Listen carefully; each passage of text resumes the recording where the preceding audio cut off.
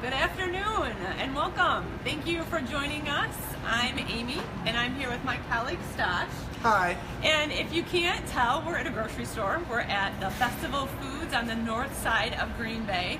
And while we're in a grocery store, we're actually talking about things we do outside of the store. That's because Stash works at our community involvement team. And Stash, I'd like you to tell us a little bit about, number one, why a grocery store has a community involvement team and what you guys do. Okay. Well, first, why do we have a community involvement team? Festival Foods has 5 core values, and one of them is community involvement, being a part of the community. So, hence our department is very important. And what our department does is we take care of all the donation and sponsorship requests that happen throughout the state. So charities throughout the state have an event, they want us to sponsor it. They'll fill out like an application, I guess you would say, online, and then it comes to our department, and then we decide if we can do it or can't do it, and then we fulfill the logistics of it. If we are sponsoring your event, our department makes sure that we're giving them what they need and we're getting what we need out of the sponsorship as well. Right. And we know for us at Festival Foods, it's likely that you, either as guests or as recipients of some of these charity services, that you've likely seen our logo on like race shirts, for example, or you've seen our banners at different types of events. And Stash mentioned that we're across the state. We have our roots are in the far west side of the state. Yes. We have a pretty strong foothold here in northeast Wisconsin, where we are broadcasting live from Green Bay. But I would say we have done a really good job of trying to keep track of local groups that need help in different communities across the state. Yeah, I mean, we keep track of the needs in the communities that we're in, but we also try to spread the wealth. So we're involved in healthy events, I guess you would say, so marathons, 5Ks, golf outings, to wine tastings for charities, to, you know, the arts. We're very involved with the arts. Concerts that, you know, our communities need, we'll sponsor them so they can come to the area. Fireworks. We're in over 19 fireworks locations across the state, starting Memorial Day to July 4th is our big day. So we try to get involved with as much as possible. And again, trying to spread the wealth, not just focusing on one charity, right, but more. So it sounds like we have quite a few people that have just joined the conversation, so thank you for logging on. Just as a reminder, I'm Amy, and I'm here with my colleague Stash, and we're at Festival Foods on Green Bay's north side. We are in a grocery store, but we're talking about all the things that Festival Foods does outside of grocery, and whether it is supporting fireworks, and we know many communities throughout the state wouldn't even be able to offer fireworks if we weren't able to kind of help out in a variety of ways. Races, and one big one that we're just a few months removed, Turkey Trot. Yes, Turkey Trot is it's a Festival Foods event. We organize it, but then that again goes back to community minded. It's trying to keep all of our communities healthy, but then also supporting the Boys and Girls Clubs and the YMCAs in each of those communities. All the money that we get through those events goes right back to those 2 charities. Right, and Stash mentioned these are events and programs that kind of carry out throughout the year, but one big reason that we're here today is to talk about what we call icon sales. Correct. Maybe you can give us the layman's terms of what those are. Yeah, Amy's got some. Example. I'm sure you've seen, this is the MDA Shamrock, which we'll talk about later. But it's basically when you go into each one of our stores, our cashiers might ask you, would you like to donate $1 or $5 to this charity? That one happened to be MDA. We called it an icon because it looks just like an icon. Right. You put your name on it, and then we'll, you know, usually we display them in the store then as thank you for your donation type of situation. The icon program falls under our community involvement as well, just because it actually gives us another opportunity if we can't sponsor a charity's event, an organization's event, sponsor an event. This is another option for us to help out a charity. And basically last year, I think we did about 19 charities is who we helped last year, and we raised over $224,000 with our icon program. That's pretty impressive. And Bruce just wanted to say hi, Stash. It's Bruce from RCC. Hi, Bruce. Thanks for joining us, Bruce. And this is something that you can tell we're really passionate about. We're really excited to talk about, you know, the opportunities that we have to help out organizations throughout the state that do so much, we know, for so many people and in all likelihood don't have that many resources. Correct. So like Stash mentioned, we helped out 19 groups and raised an amazing $225,000 for these organizations last year alone. And it's one that if you're watching and you either purchase one of these icons or you get services from one of these groups, let us know. If you really look forward to the Salvation Army offering each year or any others, we'd really like to hear from you and what you think about these icons that we make available at registers. So I'm going to bring in one recipient right now of our icon sales in 2016. It's Christian Jensen with My Team Triumph. And his organization was the recipient of an icon sale that we had just in the Green Bay area. So if you can talk a little bit about your group, just so we kind of figure out what we're doing with all that money. Right, yeah. So My Team Triumph is an organization which builds inclusion for athletes with diverse abilities through community events, running events, biking events, and triathlons. We utilize specialized race equipment like running chairs, like we'll show you in a little bit. And we pair people with disabilities up with people who are able-bodied to train for and participate in races. And again, the whole goal is to build an inclusive community through this effort. Right, and it really seems like there's a lot of similarities between our mission at Festival Foods and what you guys are doing with your group in terms of, kind of helping everybody take advantage of something that's really fun. That's right, yep. So if you can talk, and I think Stash mentioned briefly that there's a submission process and then you guys, I'm guessing, have conversations. Now talk us through, how you kind of raise your hand to start with and then we end up with something like one of these icons in our stores. Right, yeah, so absolutely, just like Stash said, went to the website, completed the form, and that began the process of communication between myself and Stash. And there was, a phone conversation, some emails that went back and forth, and then once we were selected, we had a meeting to strategize and to really help us be successful as a fundraiser, and then also help engage the community at Festival Foods, whether it's the partners that are helping to sell the icons or the customers, those that are coming in and helping to get engaged in that process, to really understand what My Team Triumph is all about and what's unique to our story. And I'm wondering about feedback that you might have received, not just people purchasing the icon, which I think was successful for you, but I'm guessing it might be an educational tool too, that people suddenly know about you guys. Yes, and of course the funds raised are so essential for us, but just like you said, the awareness is enormous. So we had people that came up to us and they posted on Facebook like, oh, I saw the chair at Festival Foods and the icon that you guys were selling, awesome, and they would comment on it. What was also great is we engaged the employees to be angels on the teams in the Bell and Run last year, and so that was really neat to see them get connected with our mission as well. So it was just a great time. And I think it's one example of you guys are pretty prominent in this Northeast Wisconsin area where we are in Green Bay, but we tap into organizations like Christians that have a strong foothold in those communities where we have stores.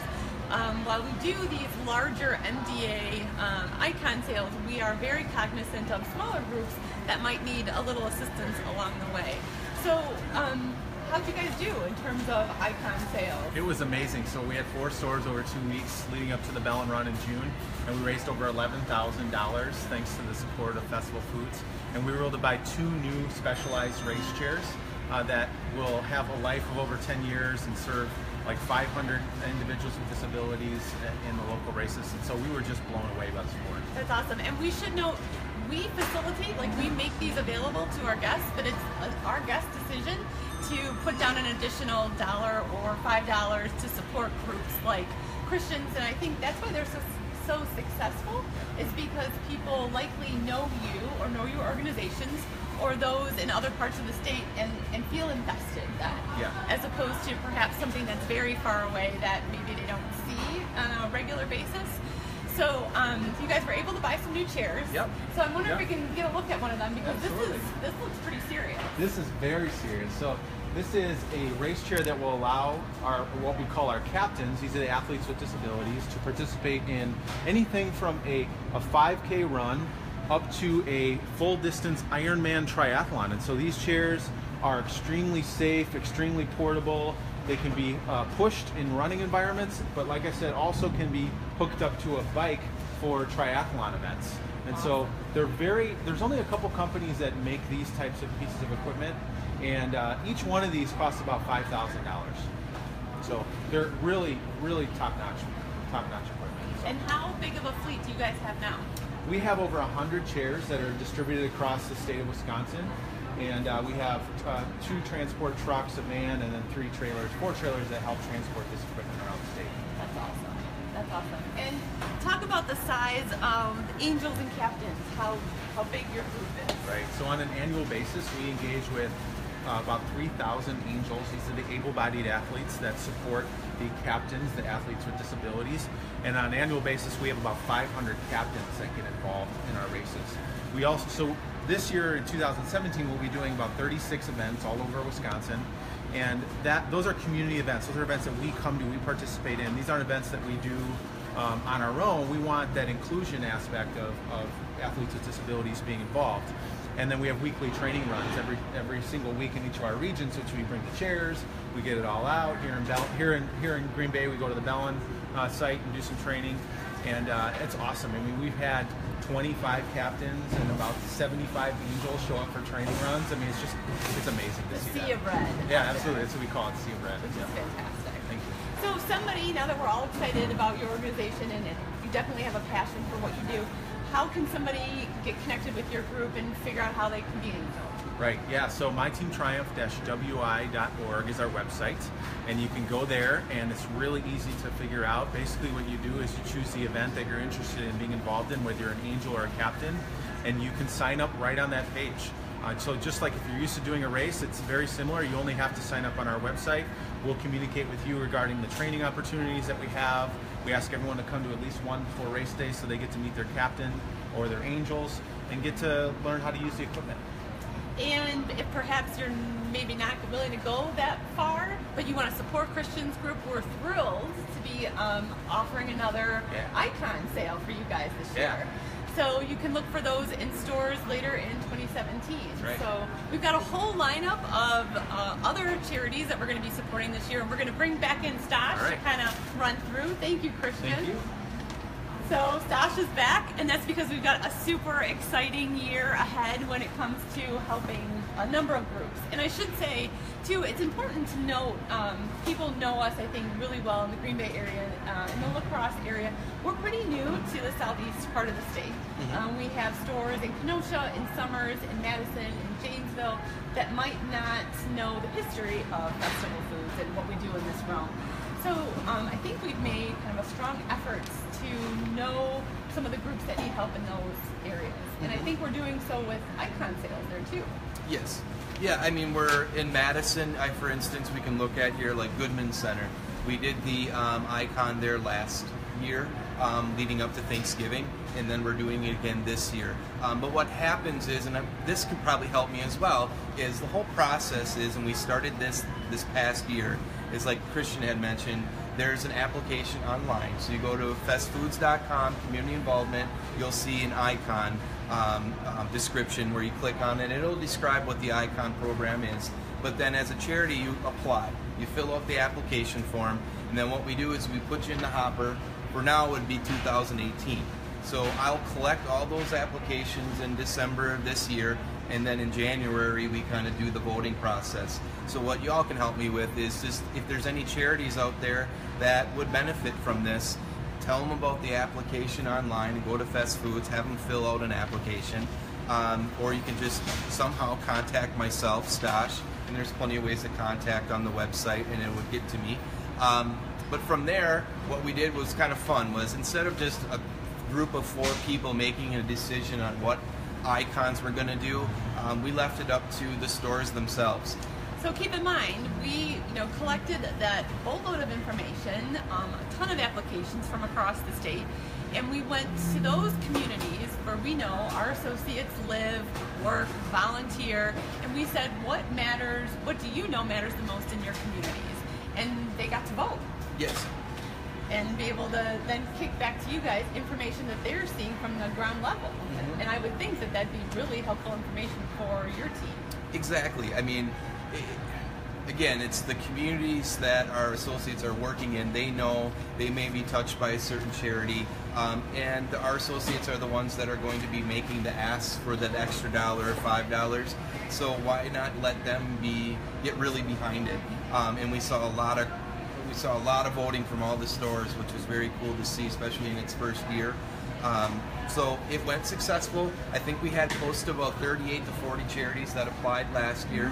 So we dwindled it down. I think we have about 20 icons coming up for 2017, and we're all set. But again, for 2018, to get that application in now, and it'll be a while, but get it in now so you don't forget, so we can start planning for 2018. Right, and that's why it's a little difficult too to list out exactly which stores have which icon, because in some cases it will just be one store with a particular Yes. icon. You might see, of course, during the holiday period, we have the Salvation Army that is an across-the-board festival foods effort. The MDA Shamrock that I mentioned are in a bulk of our stores come March. Yes. That people can look for. But it's really something that we try to spread out throughout the year, because we don't want to be overwhelming, and we want to make sure that we're invested in the organizations and the efforts that they need. Mm-hmm. Yeah, I mean, some stores, again, they our store director may sit on a board of a certain charity and they're very passionate about it. Let's give them the option to sell the icons that they want. So Right. So just to circle back, if you have an organization that is interested in getting in the lineup or being a potential charity to be in the 2018 lineup, you can go to the application, I think is bestfoods.com/donations. But we'll be sure to include a link on this broadcast as well. As always, you can send an email to fastsocial@fastfoods.com. Be following us on Twitter. We'll have additional information there. Instagram as always, and like Stash said, this is definitely a key part of what we do on top of selling groceries, and we welcome the opportunity to do even more that it's out there that we're just not aware of. So we're really excited about 2017 and a whole bunch of icons we have rolling out throughout the year. Anything else that I'm forgetting? Special Olympics in some of our markets. Most of them, they have their icon going on right now. They have their big polar plunge campaign. So I think in February a lot of the polar plunges are happening, where you can jump in the water and all that stuff in the cold. But their icons are being sold in a lot of festival foods right now. Yep, and that's a bulk of those outside the Green Bay area, like Correct. the Appleton area, all the way down through Oshkosh and Yeah. so Marshfield, Eau Claire. Yeah. a whole bunch of them. So you're seeing those polar bear icons, and that goes to Special Olympics, which of course does amazing things. So that's the one, and you'll have the opportunity to purchase those through next week. Correct. And then we'll see MDA in March, and then a whole bunch of fun things coming down the pipe later this year. So we're going to sign off. Thank you for joining us, and we'll talk to you guys later. Bye.